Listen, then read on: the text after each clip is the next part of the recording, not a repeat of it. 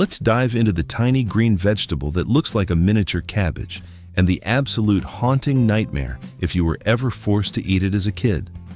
What exactly are Brussels sprouts, and why do they bear the name of the capital of Belgium?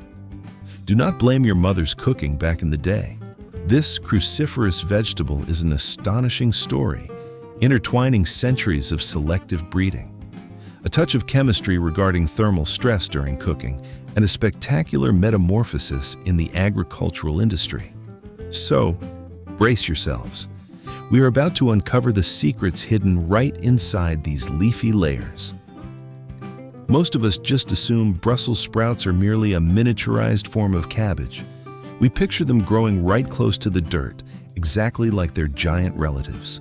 Farmers simply plant them and hastily harvest them while they are still tiny. But the truth: do not let this microscopic size fool you. In reality, this plant develops in a stunning spiral structure all along a vertical stalk, standing anywhere from 2 to 4 feet tall. An absolutely bizarre sight. Brussels sprouts do not grow low to the ground or climb on vines like you might have thought. The plant shoots straight up with a thick, woody stalk, looking identically like a literal baseball bat. The things we actually eat are merely the axillary buds growing right along the stalk. A single mature stalk can produce anywhere from 20 to 100 individual sprouts. Sitting at the absolute top of this bizarre plant is a massive canopy of leaves fanning out exactly like an umbrella to shade the tiny young buds below. Incredibly unique. Do not be so quick to throw anything away. The truth is, this entire massive plant is completely edible. That giant top canopy of leaves can be used as a direct substitute for cabbage in recipes. Even the tough, fibrous stalk itself can be boiled down until tender and pureed with butter. And here's a strict spelling rule that not everyone pays attention to. Even if you are referring to a single solitary sprout, the B must absolutely always be capitalized, because the name honors the capital city of Brussels, Belgium. Dropping the S is considered completely and utterly incorrect. And the true origin of this vegetable is incredibly unexpected. The ancestors of this plant did not possess that beautifully tightly furrowed shape they have today. They originated from wild mustard plants growing rampantly across the Mediterranean region during ancient Roman times. It wasn't until the 13th century that they began to be heavily bred and cultivated around the region of Belgium. Did you know? The botanical family tree of this plant is intensely bizarre. Their scientific name is Brassica oleracea, and they are, in reality, blood siblings with broccoli, cauliflower, cabbage, and kale, all stemming from one single origin. Spanning centuries, humanity aggressively applied artificial selection techniques to forge these differences. They exploded across Europe in the 16th century and were brought over to North America in the 1800s. This genetic manipulation process has never truly stopped throughout the entire course of history. Today, agricultural science has engineered over 110 completely different varieties of Brussels sprouts.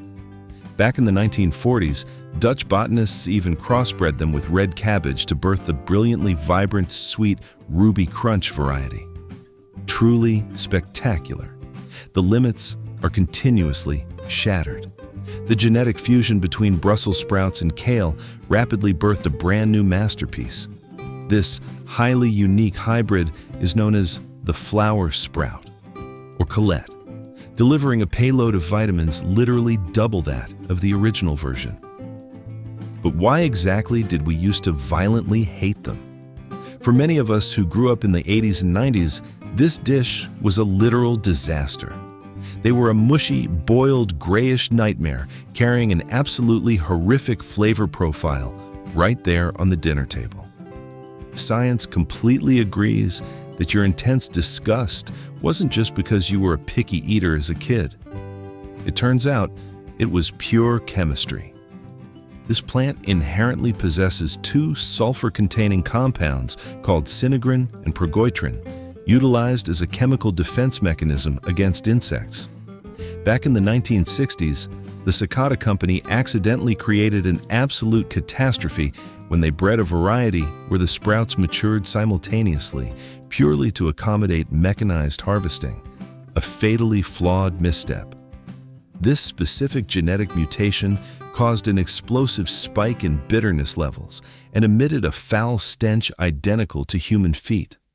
Furthermore, violently overboiling them aggressively releases sulfur gases that smell exactly like rotten eggs.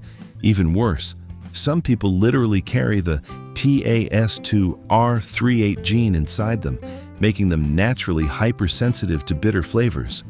For centuries prior, humanity had already vaguely sensed something terribly abnormal about the smell and taste of this vegetable. In medieval Europe, people superstitiously believed that actual demons were hiding right inside those leafy layers, causing severe bloating and flatulence as a literal sign of bodily possession. Their solution was incredibly bizarre. They took a razor-sharp knife. The ancients had a strict custom of carving a cross right into the base of the sprout before cooking to literally perform an exorcism against evil spirits. Some legends claim it was actually the Gabo rune of the god Odin, hanging from the world tree. Today, many chefs still slice that cross into the base, even though the Brassica Growers Association firmly asserts that doing so will completely ruin the dish. But then, from a bitterly shunned vegetable, it rose up to become the absolute shining star of modern culinary arts. This magical miracle didn't come from a new cooking technique, but from a literal rescue mission by genetic science. In 1999, Dutch scientist Hans van Doorn tracked down the exact root cause of that intense disgust, a highly unexpected discovery. He definitively pinpointed the invisible chemicals that were silently destroying the flavor of the sprout. Thanks to this, the Bayo-Zaden Company dug through historical seed banks, actively crossbreeding less bitter ancient heirloom varieties with modern ones to forge an entirely sweet new generation. The entire landscape was completely altered.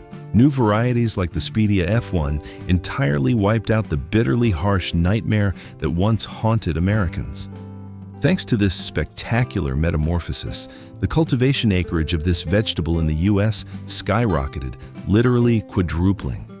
But genetic science isn't the only secret to unlocking that flawlessly sweet flavor for the dish.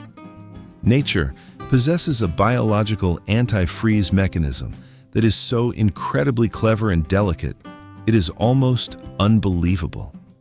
When the temperature plummets to -3 degrees Celsius, about 26 degrees Fahrenheit, the plant reacts by actively converting its starches straight into sugar just to survive, acting exactly like the grape harvest for ice wine.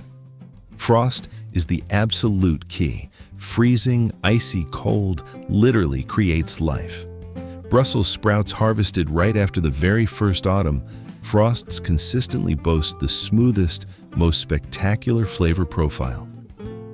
Have you ever asked yourself how to actually prepare it the right way? The true secret lies entirely in the temperature. Putting a definitive end to the era of mushy boiling, modern Americans discovered a truly genius preparation method. Roasting them at 200 degrees Celsius, roughly 400 degrees Fahrenheit, triggers the Maillard reaction, flawlessly caramelizing those natural sugars. That shatteringly crisp exterior pairs perfectly with the savory richness of bacon or the sticky sweetness of maple syrup. A literal biological alchemy. Medically speaking, this vegetable harbors a staggering paradox hidden deep within its core. Brussels sprouts contain glucoraphanin, a substance that only transforms into the powerfully anti-cancer compound sulforaphane if you finely slice or shred them exactly 30 minutes before cooking. An incredibly clever physiological trick. Adding just a pinch of mustard seed powder to the cooked sprouts will literally quadruple the payload of this compound. So now you truly understand Brussels sprouts. It isn't just that agonizingly bitter side dish that haunted the entirety of your childhood years. It is a literal witness to history, carrying upon its shoulders invisible legacies straight from the ancient Roman era. It represents the sheer ingenuity of humanity in the long, grueling journey to conquer agricultural genetic science. A journey packed full of massive turbulence. From an organism falsely accused by medieval demons, rising up to become the undisputed superstar of the modern culinary scene. The microscopic world of these tiny sprouts reminds us of one thing. Even the absolute most ordinary items conceal an astonishingly grandiose story right beneath the surface. An incredibly breathtaking truth. Sometimes, to completely shatter the deeply ingrained prejudices of an entire generation, spanning decades of culinary hardship. You just need to stop boiling it and toss it straight into the oven with a little precisely controlled high heat.